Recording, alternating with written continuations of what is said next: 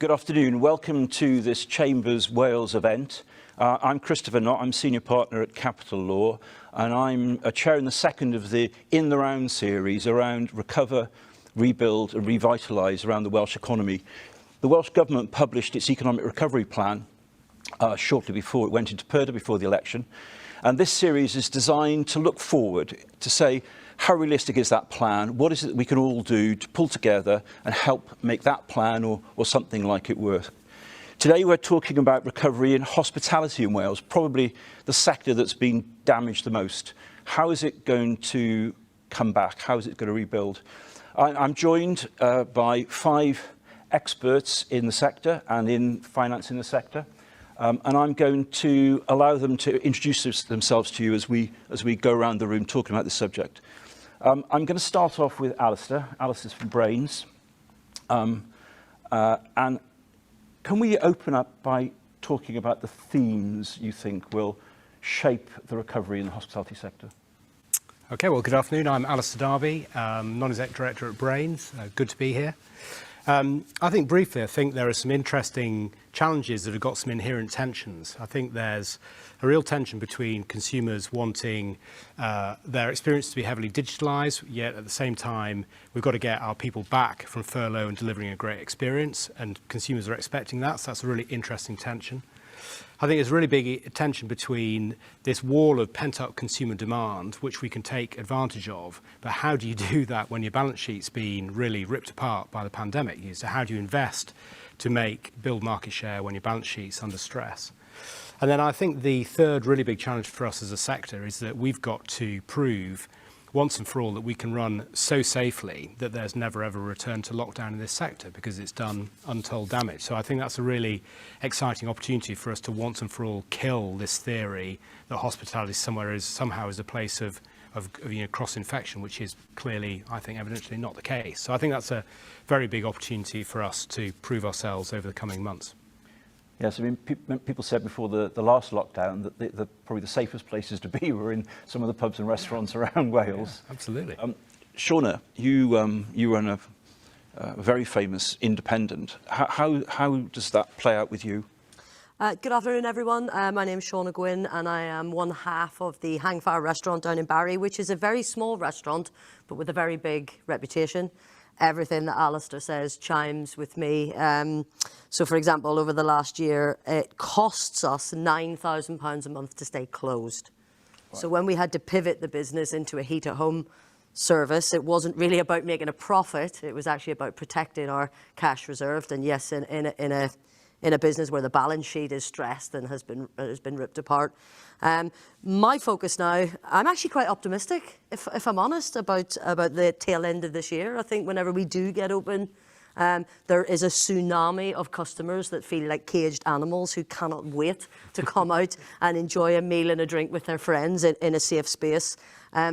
We're planning to open outdoors next week, and we've got about 16 to 20 covers out the front of the restaurant. It is not profitable or viable to open that space, and we didn't do so the last time we could open outdoors, but this time we're going for it because I want to show willing to the community, and also I've got to get the staff back to work. Because it's all very well saying that staff are sat at home on 80% of their wages, but mental health across this workforce in particular is going to become a real hot potato, I think, throughout the year as people start to return to work. So I can't wait to get the staff back to work, and I can't wait to get customers back into the restaurant. But we've just heard today that mid-May you can open indoors. Was that the first you'd heard of that? Yeah, it kind of left me a bit, well, because originally I thought it was going to be the last week of May, and then there was rumour that it was going to be the 24th of May, and today I hear that it might be the 17th of May, and had I known that it would be the 17th of May, we probably wouldn't have opened up this non-profitable, non-viable little space. Yeah. Okay, but what your theme is, we've got to get going because we've got to take a longer view and get everybody back into it, because presumably a lot of people have forgotten the basics. I went to log on to the till the other day and I couldn't even remember how to put an order through. Yeah. So, yeah. Kathryn, you lead one of the major suppliers to the hospitality industry in Wales. So you've got a broader perspective.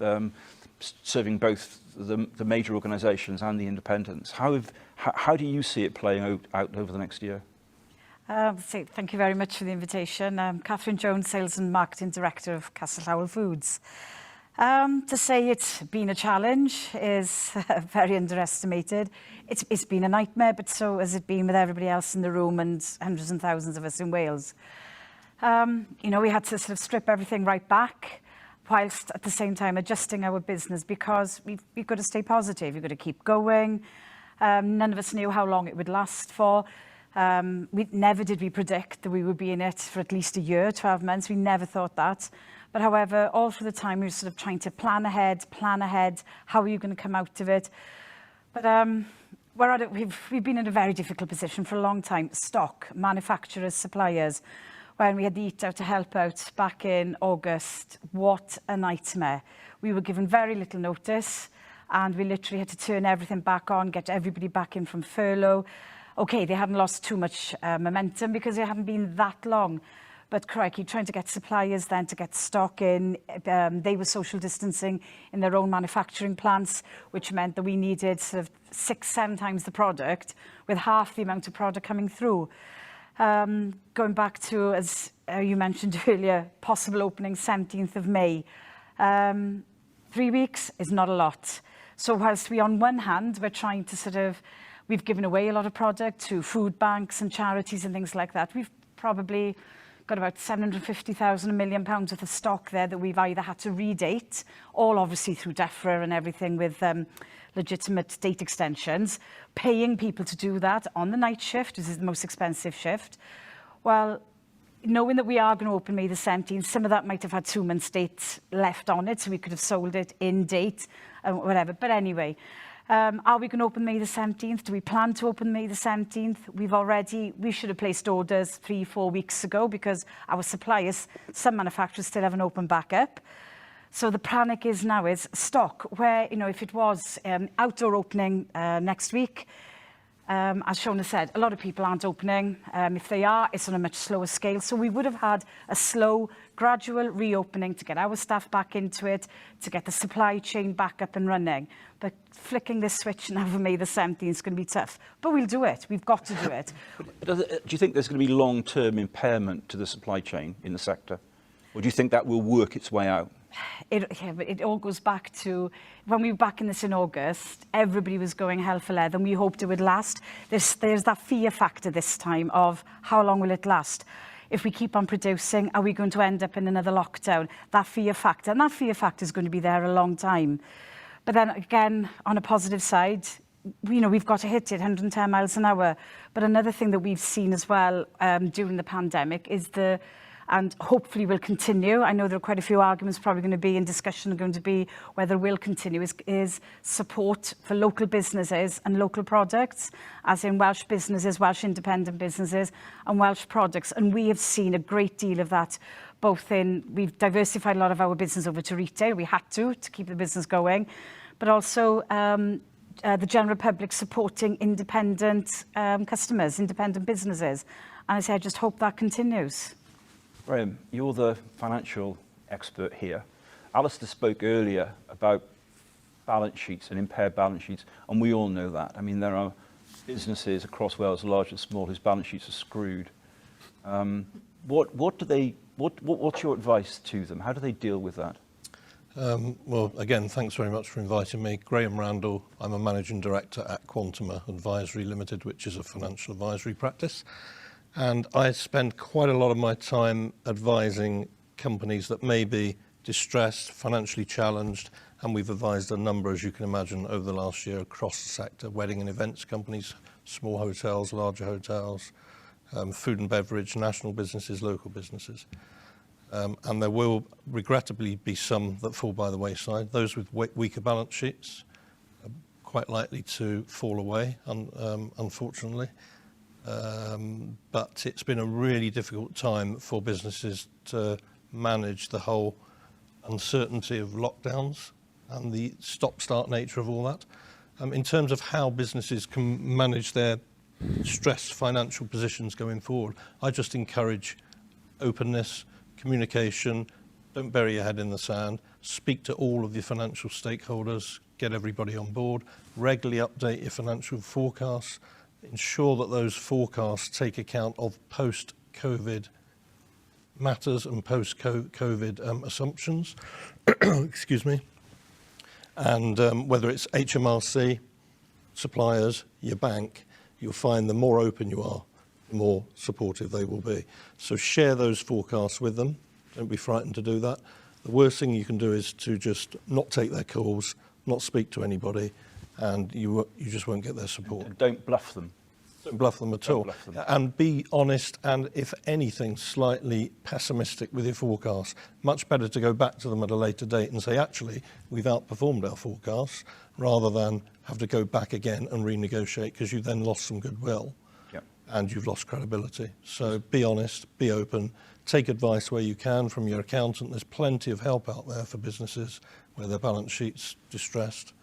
And just keep speaking to people, keep communicating. And for the brave investor, there may also be some investment opportunities. There will be. There's always opportunities. When you come out of a recession, when you come out of a huge event like a pandemic, and some businesses are struggling, that creates opportunities for others, whether that's opportunity to buy a business, opportunity to take business away from those that have fallen by the wayside. There's definitely opportunities there, yeah.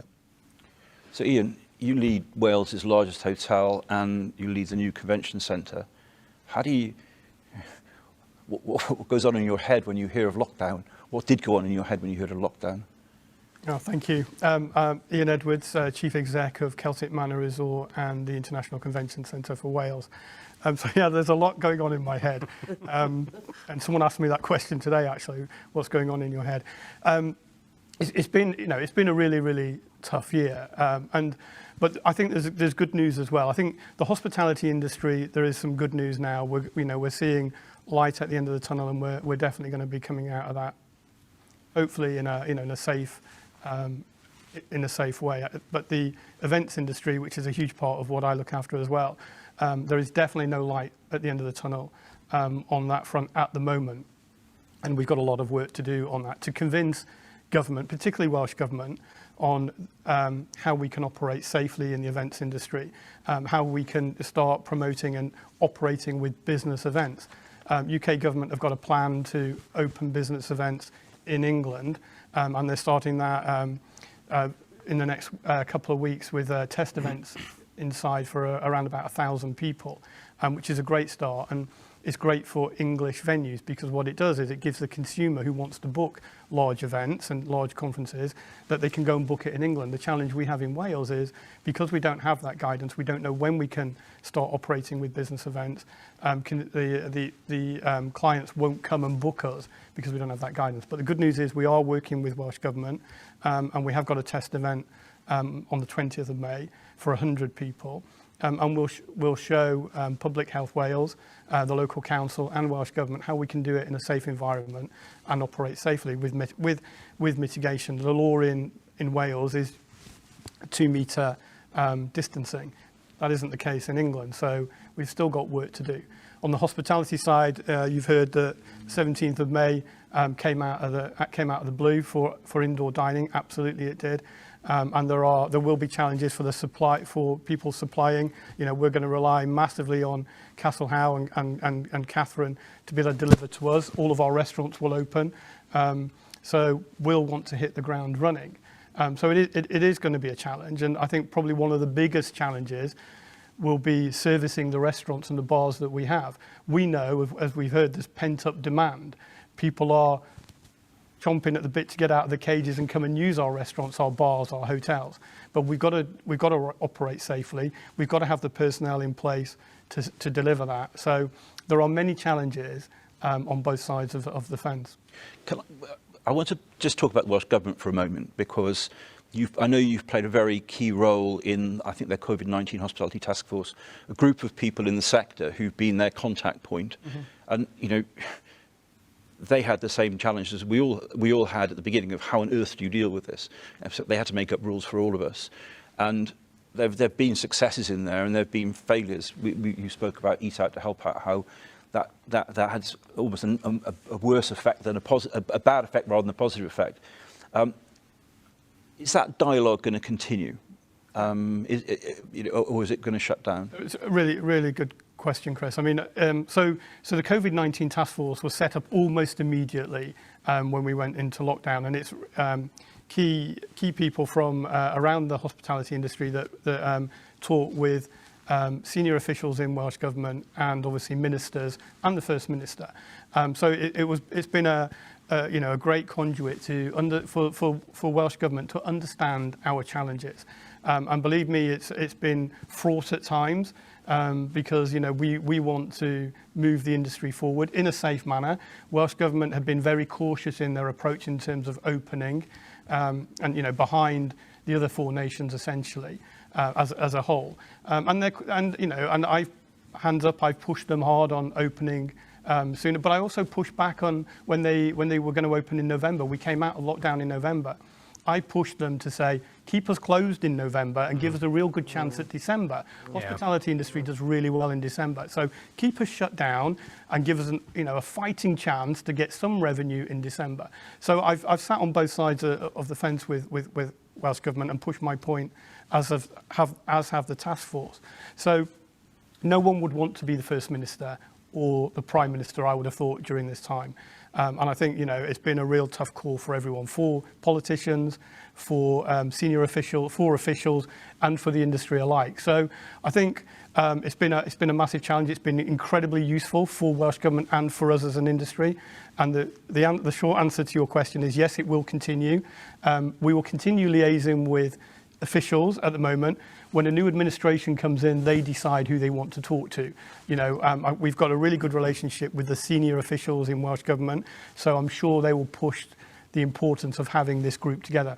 It may be a different group, it may be different individuals that take it to another level, but the important thing is the industry needs a voice, and I think definitely the administration needs a minister for hospitality, not a deputy minister, a minister that sits around the table and can has the voice of our industry, not a deputy minister, a minister that sits there. Well, I know from my mailbox alone, particularly since the last time we did it in the round, that there are lots of hospitality operations around Wales who feel themselves the victim of unintended consequences of policy decisions taken for another very good reason. I think we can say to them that if they want to share their experiences with the Chamber, they can feed them through to you, which means they have an opportunity to be influencing the interaction with government over this. Yeah, absolutely. Yeah. Ian, I'm so pleased to hear that that kind of engagement will continue, because it's one of the things that strikes me about the hospitality sector is having this professional voice, but also a career path, a structured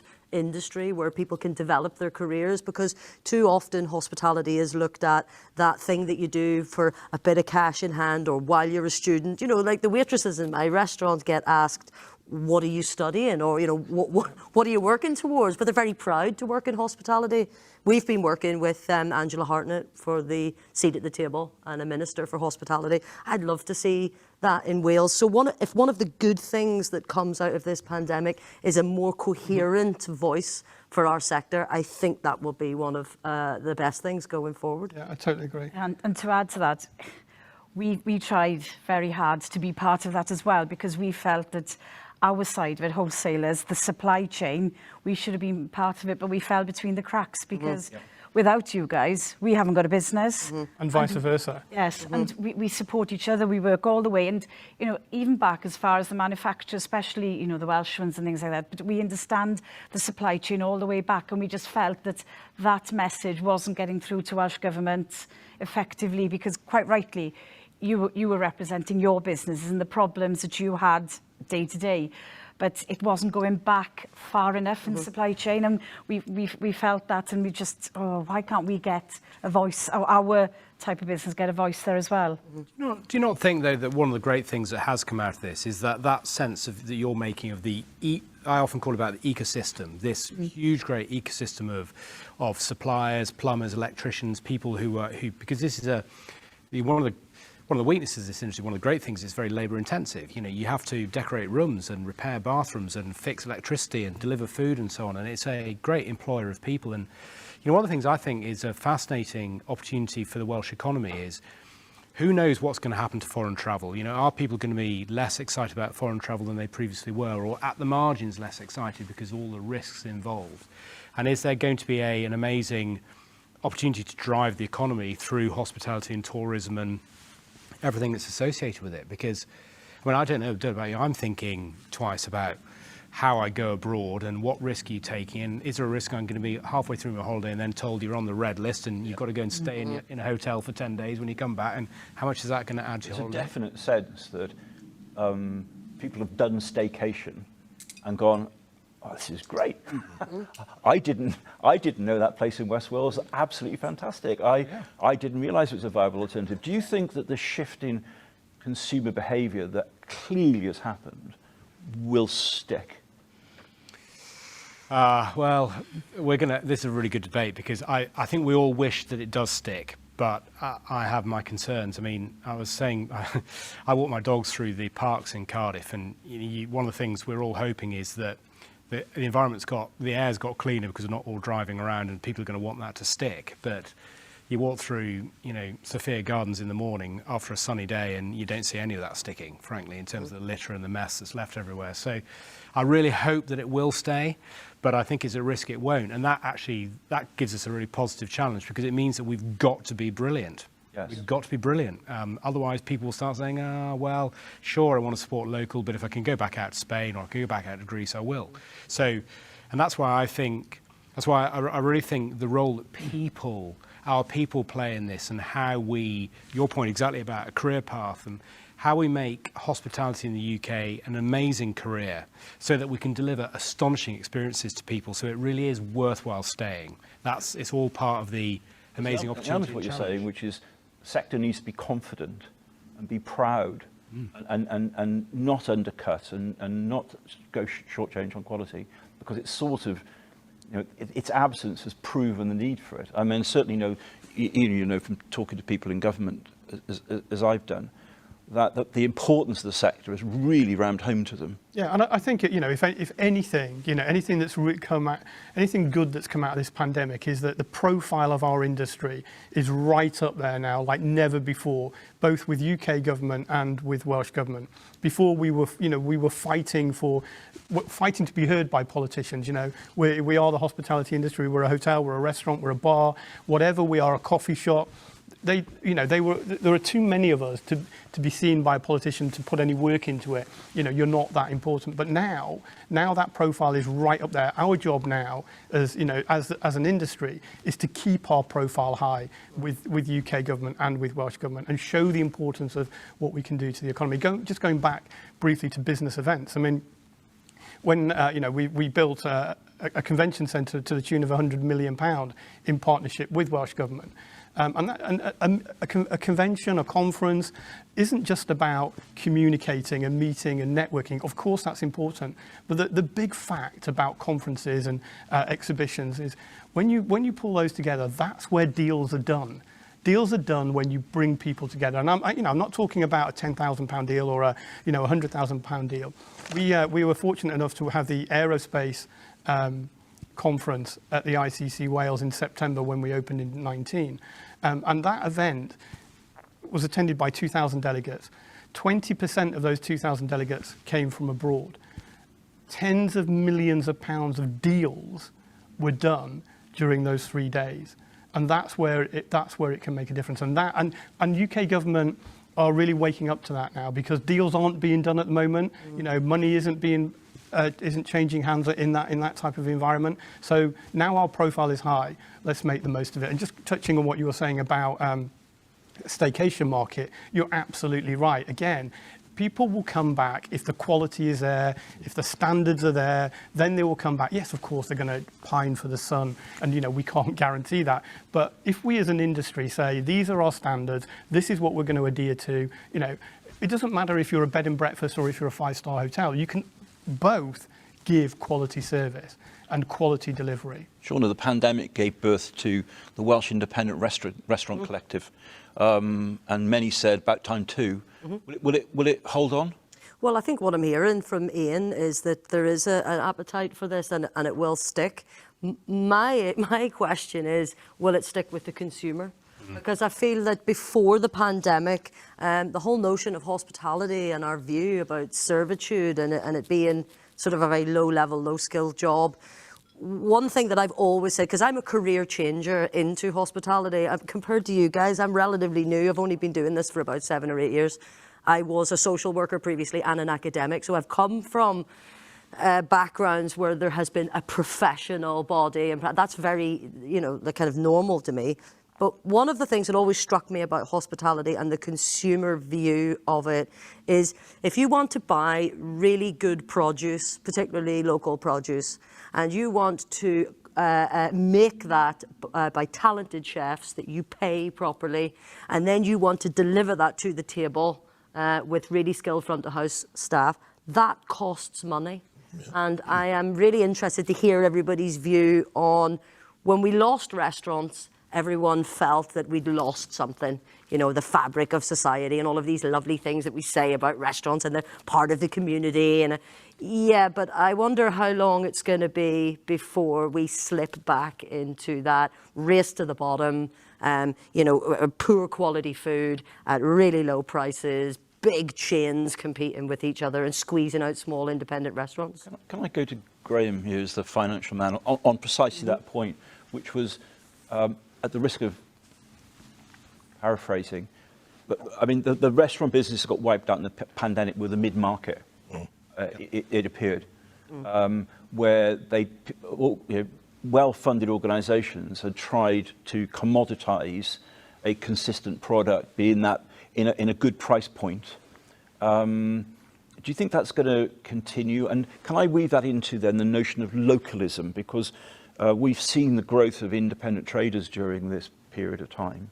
Do you see a relationship between those two, Graham? I think so, and I think whatever sector you're in, it always seems to be that chunk, that group in the middle that struggle to differentiate themselves, that struggle and maybe fall by the wayside. So people will either gravitate towards the lowest price and what they perceive as the best value eating experience, hotel, whatever it is, or they'll be prepared to pay for that bit of extra quality. So I think that bit in the middle is the bit that's vulnerable, where I think the key here is differentiating yourselves. It's about delivering a highly consistent product, an excellent product, and if you can do that on a consistent basis, that's the basis for a sustainable, profitable business. In terms of localism, I would like to think, I've seen in other parts of the country and other parts of the region, particularly just over the bridge, there's very, very strong support for local businesses, particularly in the hospitality sector, particularly in the food and beverage restaurant sector. And I'd like to think that might continue. I think what is really interesting though is that I'm not a shopper, but I'm neither an internet shopper nor a bricks and mortar shopper really, but I occasionally go shopping, and I went into Cardiff City Centre when the shops reopened and went to 2 or 3 of my favourite shops to get some bits and bobs. And I was talking to, and they were all independent shops, and I was talking to the owners of the shops, and I said, it's really nice to see you open. How are you getting on? And they said, well, it's really good to be open, but we've got a problem. This was on day one of opening. They all said this. And I said, what's that? And they said, well, the problem we've got is that we're open, but nobody can have a cup of coffee or something to eat. So they said, we need the restaurants and coffee shops and so on to open, because otherwise, what's the point of coming to us? You can do it online. But that then begs a really interesting multiplier effect, which comes back to your point about deals, which is that currently in the UK, we've run up a whole load of debt. We're going to have to find a way of repaying that. Taxes play a part in that. And of course, one of the biggest pots of government taxes is property taxes, which is bricks and mortar. Yet you look at the devastation on the high street that the pandemic has created. You've got this whole really interesting sort of and thinking about what the shopkeepers are saying to me is, if government doesn't promote actively F&B, hospitality, alongside retail, then we're going to have a systemic failure of high streets. Because if people are saying, well, I like shopping, but I can't get a cup of coffee, or I can't sit down and put my feet up in a Kin and Ilk, or some other independent outlet, or a Waterloo Tea, or then you've got a real problem because you get this systemic collapse. Now, that sounds really negative, but if I flip that, I think that's a really huge opportunity, and it's exactly the point you're making, Ian, about deals being done in the conference centre. You've got to start creating this multiplier effect, and I think hospitality plays a huge part in this because it's the life and blood. And if customers are saying to shopkeepers, well, it's nice to be back in, but it's a bit dull because I can't get a bite to eat, maybe the penny's beginning to drop about the role of restaurants and paying a proper price for great product. And because a year ago in our sector with professional services, everyone was writing off the office. No one's going to need offices anymore. Yep. Last month, my colleagues they're busting to come back into. They all want to come back into the office. If you look at the rise of Amazon, everyone thought it was the immediate demise of books. People actually I quite like books, and some say it's a bit too early to write off the town centres because they'll reinvent themselves. And what you're saying is that might provide opportunity for the hospitality sector. Well, that's because our local authority, what they're talking about, a couple of businesses have gone out of business and they're council-owned properties. But what they're talking about is bringing their out-of-town offices, converting those buildings into their own council offices so people have still got a reason to come into town to work. So that's when they'll go out for lunch, have a coffee and a bite to eat, and they'll pick up their goods or they'll do the shopping in their lunch hour before they go home. So our local town, those are huge plans at the moment, is to keep people coming into the town, and that's just so important. Otherwise, you're right, it's the end. It was sad to see on the news, the city centre is just totally decimated. We've got to get them back and not leave it too long, because otherwise it'll be too late.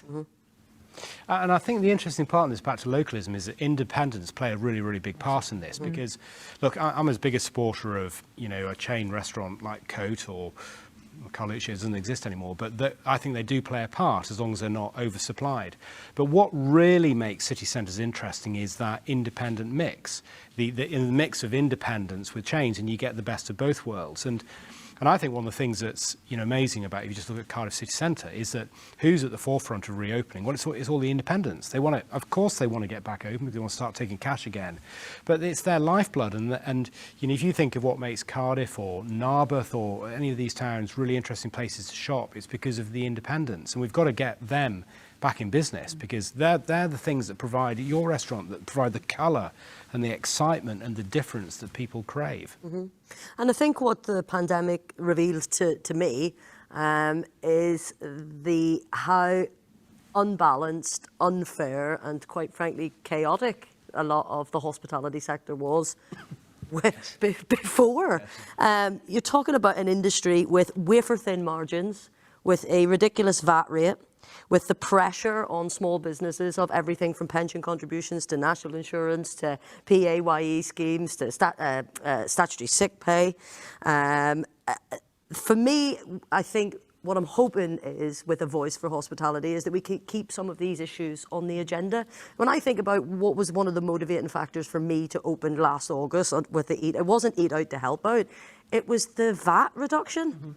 That was the thing that actually motivated me to get everybody back. So I think there's conversations there where I think the hospitality sector for too long has been loaded up with so much financial pressures, and I think now is the time for us to release some of those pressures, and that's when you'll start to see independent businesses flourishing. And the VAT is an absolute key point, as you've just said, for your own motivation, and it's something that the industry has been talking about, with lobbying the government for a long time. There are many European countries with hospitality industry that they don't pay the VAT that we do. Ireland, I think, is 9% VAT for hospitality industry. Where 20% VAT for us is ridiculous, and what a difference it makes where we are now. Even when the Chancellor puts it back up to 12.5%, there's got to be a relook at VAT for our industry from UK government. Welsh government don't have the financial firepower to do that. It's not a devolved issue. It's definitely from Westminster. So we have to keep lobbying that. And Welsh government can lobby for us as well. So it's something now. You're absolutely right. They've done it once. They know it's a factor for our industry. Now is our chance to grab hold of that and make sure it sticks in whatever format. at least it shouldn't be at least 20%, 12.5%. Yeah, maybe that's the threshold that we should be looking at. Or different VAT rates for different businesses based on, you know, turnover and thresholds, and as opposed to this one blanket figure that the Celtic Manor pays exactly the same VAT rate as the Hangfire restaurant in Barry. Yeah. So I'm going to completely pivot the conversation, if I may, because I'd like to talk about people. Because although it might appear that what you're doing is delivering beer or food or hotel rooms, or actually you're the ultimate people businesses.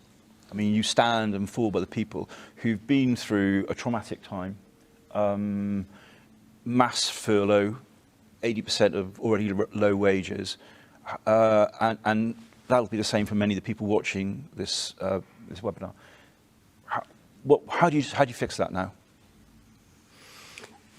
Hospitality is all about people. Yeah. It's about customers, it's about staff, it's about supply chain. It's all about people. And what I've noticed is a lot of hospitality staff are reflecting on their lives during the lockdown and thinking, that's not an industry I want to work in anymore. That's not attractive to me anymore. We've lost our head chef, who's decided to go and be a painter and decorator. I've lost 2 waitresses who've decided to change career and go and work in nursing homes. I am worried about how we recover staffing-wise. Do you think there's going to be a significant shortfall? Kathryn, what do you think about that? Because you had some interesting things to say earlier. Yes, from obviously I'm stood the other side to you guys, but on social media at the moment, it is just rife. And as I was saying earlier, just driving up here today, 12 phone calls, because we've heard the 17th of May, there's a bit more of a panic now because that button has been pressed, which is great, don't get me wrong. But people have gone to contact their staff today, right, we're ready to go, come in, let's do the menus. They've diversified, they found other jobs. I was speaking earlier about a good friend of ours, a chef, who that's all he's ever done, that's all he wanted to do, the love of the kitchen. Been in lockdown, spent time with his second child growing up because he missed the first one. And he says, I'm not going back to that again. And that is hugely skilled labour that's gone and have no intention of going back into the hospitality business because they want a life. Because it is a tough business, and they, you know, as you spoke earlier, Alistair, you know, find it a lot of places, especially independents, they haven't struck the balance where, say, chef A will work Friday night, chef B will work Saturday night, because we've never had to deal with it before, because we've never been through anything like this. But staff is going to be a huge problem coming back. With our business, you know, we've been, we're 120 less staff this year than what we were this time last year. Which was heart-wrenching for us because we've had to go through redundancies, a scenario I've never ever been in before, and a scenario we're very, very uncomfortable with. And in that time, staff have diversified even within our business. And your staff are key. And a lot of people, a lot of businesses, our customers, they've lost some good quality staff through no fault of their own. And they will not come back into it because, going back to your point, it's not considered a career pathway. Okay. And it's very, very sad. I think this thought of there is a huge talent pool now for me to draw upon whenever I reopen the restaurant, I think that's a myth. I think what Kathryn was saying was, I think the good people in good jobs, in good hospitality businesses will probably have stayed. And a lot of the people that were being made redundant, I think that's the pool of people that we're going to be drawing from. I'm not sure that there's going to be people attracted to the hospitality sector in a way that maybe was previously, because it's so uncertain. So how's this dealt with, Alistair? Are you recognising these themes? Well, yeah, I think there are 2 big issues. I'm absolutely convinced now that there's going to be pay inflation because there's going to be a shortage of good people, and good people will be able to bid themselves up, and, you know, look, rightly so. So that means that that if we're going to get the best people to deliver the best experience, then we're going to have to put our prices up. And, you know, consumers, we can't force consumers to do anything, but I do think we're going to see inflation in menu pricing, and that people have got to really start thinking about how do you justify putting prices through, because you need to put price increases through to be able to pay for not only a rising cost of payroll, but I think there's going to be a rising cost of raw material, food, Definitely. Drinks, you name it. So you know, I think there is a wall of cost coming that we've got to face into, and you're going to only be able to recoup it by pricing, because I don't think you can be able to slash cost out of the business. But I think the other thing is, and it comes all the way back to the discussion we've been having about representation, I think it's a great, great tragedy that unintentionally hospitality was put in category 4 behind non-essential retail. And there has now been a whole language laid on top of the hospitality industry that previously didn't necessarily have the greatest reputation, often unfairly. But now it's less important than non-essential retail. So if you're somebody young who's trying to work out what to do with their lives, why would you work in a sector that falls behind non-essential retail? Why would you even work in retail if it's described as non-essential? And I think that one of the very sad things, and I don't think it's done purposely, but one of the effects we're going to have to really work on is how do we banish these concepts of frontline workers, key workers, essential retail, non-essential retail, and then hospitality. And by the way, if you work in the nighttime economy, forget it. We don't give a stuff about you. I mean, this is awful. I mean, but there's a sort of theme emerging here, isn't there, which is Shauna talking about the professionalisation, the need to professionalise the sector. And of course, if there's going to be increasing, if there's going to be pay inflation, and actually necessary pay inflation to remunerate people really for the work that they're doing, the two things sort of go hand in hand, because are we saying, is it too bold to say, the consequence of this could be that over a year or two, the working in the sector gains the status that it does in some of the continental countries, where it's a highly prized thing to do? I mean, it's got to, hasn't it? I mean, we had a challenge as an industry before we went into the pandemic in terms of how we attract people into our industry. You know, we've always been seen, and it's, you know, a lot of it is the industry's own fault for portraying, you know, the image that we did. You know, low pay, long hours, split shifts. No one wants to work like that anymore. And, you know, they didn't want to work like that before. They definitely don't want to work like that now. So as an industry, we've got to change that perception. And the only way we can change perception is change what we do. Pay people the right money for the right job and fairly. And also go right back into grassroots and bring people in from, you know, from schools. We all talk to universities, we talk to colleges. What we don't do is go right down to the young children and the parents. The parents, we've got to educate parents. 35% of parents encourage their children to stay away from hospitality. And we can't afford that. Yes, there's a place for university students, people who are at school to work in our industry, but there is a career in our industry. There are people that earn, you know, 6 figures and more in our industry. So you can be an engineer, you can be a marketeer, you can be an accountant. You know, there are many things you can do in our industry. If you want a career, you can even be, you know, the best barista in the world. So there are many things you can do. We've just got to change how people perceive us, but we have to change as well. I think that's crucial. Definitely about changing perceptions. I think it has been seen very much as a job rather than a career. I think it's down to the industry itself to help change that. Really. Let's make it more sexy and not just a part-time little holiday job, you know, and watch a waitress for a year to give her a bit of pocket money. That's got to go. I find it's crazy, really, because I mean, I've worked in the hospitality industry all my life, and one of the games I play at the occasional dinner party I go to is to people who've got 20-year-old, 25-year-old children. I say, hey, just a matter of interest, you know, if your son or daughter said that they'd got a job that was earning £30,000 a year, they're running £1 million turnover business, and they're in charge of 20 to 25 people, what would you say?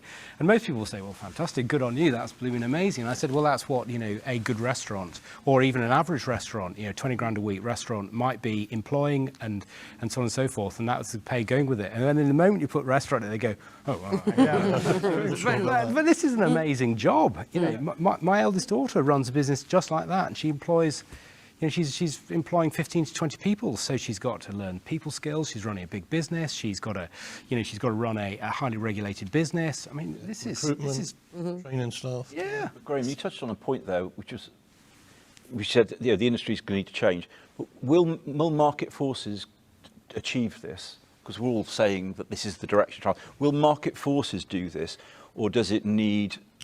Because if not, that's a role for government, isn't it? It's where government can have an influencing role, which is perhaps to steer the FE colleges that we've got around Wales, who are, you know, highly regarded, into supporting this kind of initiative. Going back to what Alistair said, it's very difficult to professionalise something that is considered non-essential. So the examples that I gave, for example, was when I was a social worker, when I was a teacher, valued professions in which, continuing professional development is not just a nice idea, it's actually part of your job. Yeah. It doesn't seem to exist. So it is, I don't see how you professionalize something that is valued so lowly. What I'm concerned about is young people. The 18 to 35 age bracket, that tends to be the core army of hospitality staff. And I do think we're in danger of leaving a whole generation of young people behind. Young people that may have previously thought about a career in hospitality, but not after this pandemic. I think you're right. It's dangerous. And I think maybe a solution around that, that age group, 18 to 35, it's making sure that age group, or if they're in hospitality, we give them a skill set. So we work with them and give them a skill set. So, for example, we've worked with University of South Wales to write a degree course, because what we were finding is when graduates were coming into the workplace, they weren't fit for purpose. They'd been at university for 3 years, got a degree in hospitality or hotel management, and had no idea how to manage people, how to run a P&L, what did a P&L look like, what did a balance sheet look like, how do I make a profitable business? They had no idea. So we said, let's write a degree course, 18 hours a week in academia, 18 hours a week in practical, pull it together, and you come out, hopefully, with the perfect rounded person that can run a business. So not necessarily going to university, but working with, independent hotels, independent restaurants. I've got loads of space at the convention centre, bring them all together and go to professionals, bring people in, who can talk to these group of people and say, let me help educate you, let me help skill you in yield management, in restaurant management, in people management, in engineering, whatever you want. So, maybe that's a way forward, that we look at these institutes where we can all work together as a cooperative and train the best people to have the best career possible in the hospitality industry. And you're right, I think the sector does have a part to play in all of this, because instead of upskilling people and developing people's careers, I think what we've done is burn people out. Yeah. And that's, you look at the reasons why people leave hospitality. I'm 25. But it's burnout. Yeah. We're burning out young people. I was at a festival last year, and I met a 21-year-old who worked in a Michelin star restaurant in London who was burnt out. He started work at 6 o'clock in the morning. They finished work at 1 o'clock in the morning, and they drank in between. Yes. And that was the culture of 21 years old. And whoever he speaks to then has put them off the industry. They would never even look at it. Correct. And that's problem with his knees, problem with his back, problem with alcohol, problem with drugs. And you think, because the industry has placed pressures on young people in particular, which has scarred them for life. So one can see how the sector can pull together, taking the market forces against market intervention, how the sector can pull together using WRC or major organisations and achieve this. But as a consumer, it all sounds expensive. I mean, is the market, will the market sustain this? I think it will, but what do you think? I'm going to sound a bit evangelical now, but I think we've got a bit of a sacred duty as business leaders, whether you're a business leader of a big business or a small business, in that, if you think about it, the people who have been the most supportive of lockdowns have been young people. Young people who are not going to die from this disease. They might be transmitters, but they're not going to die. They have been asked to put their lives on hold for a year. They've been put on furlough. They've been earning, they weren't earning a lot anyway, but they've been earning even less. And we're now expecting them just to bounce back. But they're bouncing back into an economy which has been loaded up with debt and with a whole load of uncertainty around. And I think they've been amazing, because they've come back on numerous occasions and done amazing jobs after lockdown, after lockdown, after lockdown. They've come back and they've continued to follow all the procedures and so on, and have shown great resilience. My view is that I think we owe it to them. And I think we, as hospitality leaders, need to lead the way, and we need to inspire our customers to support that. Because, who have been the unsung heroes of this long drawn out restrictions, and I'm not for a minute suggesting that people in the NHS haven't done amazing things, and delivery drivers. But what about all the people who've been told, please will you now just sit on your hands for an entire year, putting your life on hold for a year? I mean, that's been a huge ask when they're not really at risk from this disease. And you can talk about staff being sat at home on 80% of their wages on the furlough scheme, but if you're working in an industry where wages are so low to begin with, and you're relying on cash tips to top up your income, it's not that pleasant sitting at home on 80% of a very low wage.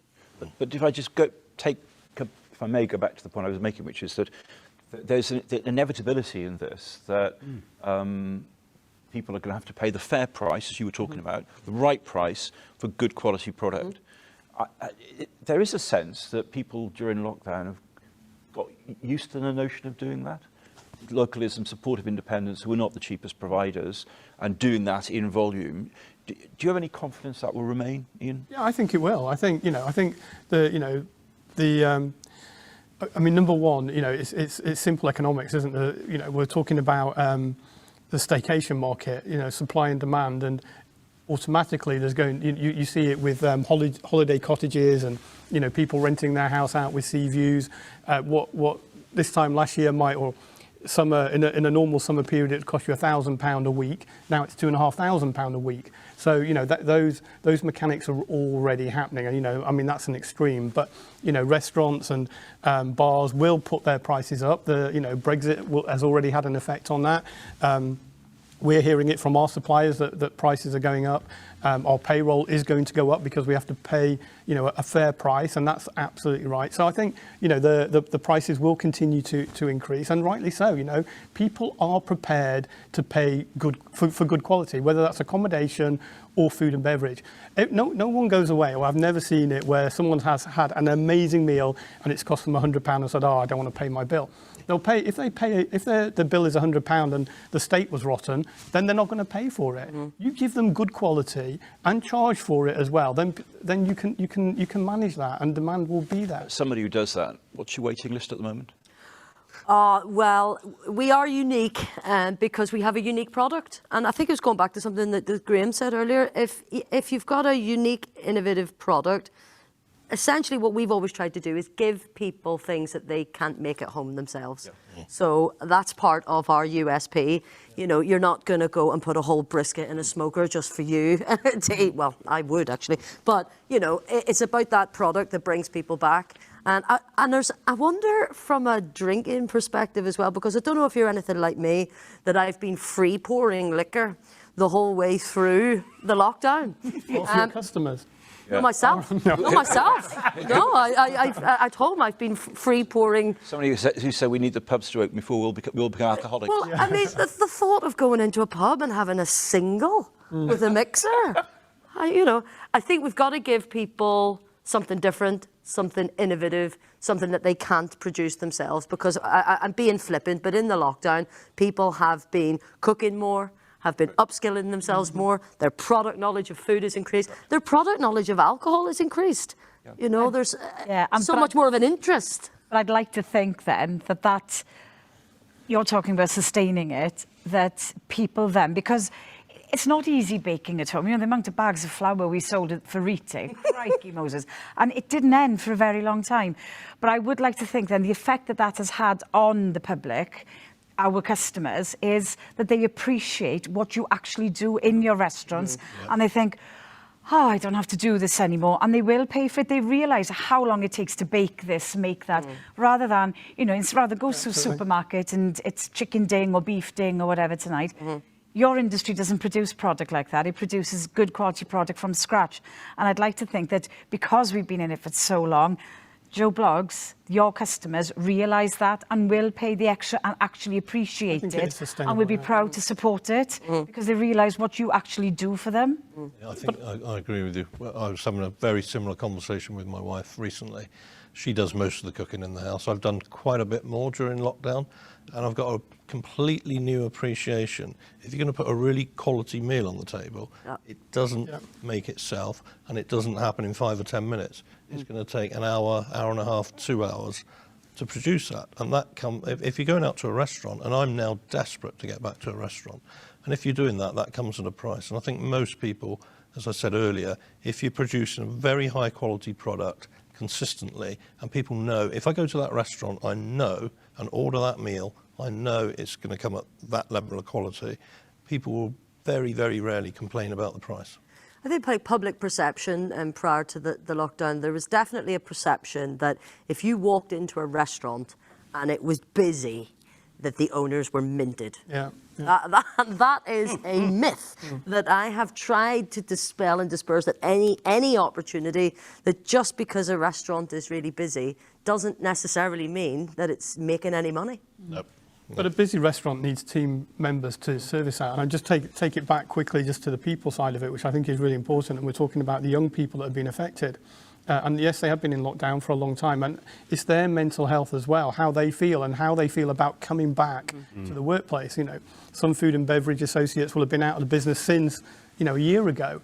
And then for them to come back and deal with, you know, a restaurant with 200 people in it, or, you know, 1,000 people checking in, that's a real difficult process for them. And we have to take that on board and see how do we help with them, you know, with their mental health. How do we give them that confidence again? Because people will lack confidence when they go back into that workplace. So there's a massive job for us to do on all of those fronts. And the pandemic has really undermined what the whole notion of hospitality is. So hospitality is supposed to be this very welcoming sector where you come in and we look after you. And well, now it's, have you got ID? Have you got a mask? A one-way system. You're only one person in the toilet at the same time.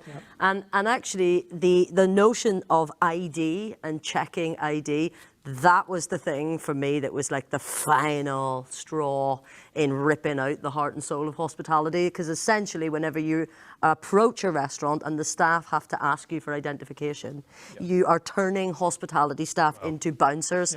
And some of the most traumatizing experiences that my staff have had, you've got very young people on the door of a restaurant and having to have that immediate interaction with the customer. Sometimes. It's been horrible, and actually that's part of the anxiety for my staff coming back. They don't want to be bouncers on the door of a restaurant. They want to get back to good old southern hospitality. That loops round to the need for people like Ian and others to communicate with the government and have a dialogue, so that those points are made to them, and there's a sensible conversation about how we morph into appropriate. Because there's some of these things are, you know, I've really got used to the idea of pints being brought to my table. I quite like ordering a couple of beers on my app. That's actually quite nice. I don't want to go and stand at the, So there's the good in this, but I'm looping it around to that. There's an element of this that the market can do itself, that those watching can do themselves. And there's an element of coordination, and there's an element of government support, where rather than put rules that constrain the sector, there seems to be a space for them to come in and do things. Well, I think it comes back to the point I made at the very beginning, which is we've talked a lot about representation and so on. We need to reopen, and we need to reopen so successfully and so safely that these restrictions get removed. Because I'm absolutely with you, Shauna, that I find it absolutely galling that I can queue up, having booked my slot at the tip to get rid of my rubbish, and there is a sign there saying, "We know this is frustrating queuing up, please don't abuse our staff." Yet, what have we done? To your point exactly, we've created a queuing system in pubs that means that the 20-year-old, 19-year-old who's acting as a sentry is having to deal potentially with conflict because people want to come in and have a meal and drink. Now, this is just wrong. So the only way we're going to solve this is by collectively, us as an industry with government, proving that hospitality is unbelievably safe, which it is. I mean, we had hardly any infections in brains, you know, when we were open last year at all, and these restrictions go, because I think you've nailed it. The hospitality is not about, notwithstanding licensing laws, this constant checking of ID and the destruction of spontaneity. I mean, that's not hospitality. But the only way we're going to get to that is for Public Health Wales, senior officials and ministers to come and see what we do and how we do it. There's one thing writing a protocol and procedure in theory, Public Health Wales sitting behind a desk and saying, this is what they should do and this is how it should be done. If you go into practice and look at the practical side of something, you can say, oh, right, okay, they do that. Oh, and they do that as well. Oh, amazing. But why can't we do this? And then, working the theory and the practice together, we then can start moving these, 2-meter distancing and everything else that goes around that. And then we can start becoming a profitable industry. This is all about being safe. It's not about being unsafe. It's showing government, Public Health Wales, local councils that this can be done in a safe manner. I need to bring our discussion to an end because we've been talking for an hour. It feels like we've been talking for 5 minutes. I think the takeaways, if I may use that pun, from our discussion is that there's every reason to be confident, but to be proud, to the sector to stick together, to seek good help when it needs it, and that what the pandemic has shown is that there is a demand for a quality product delivered consistency at a fair price. And let's look after the young people who the industry depends upon. Can I thank you all? That was a terrific discussion, just what I thought we all needed. Alistair, Graham, Kathryn, Ian and Shauna, thank you very much. And thank you all for watching. Bye-bye.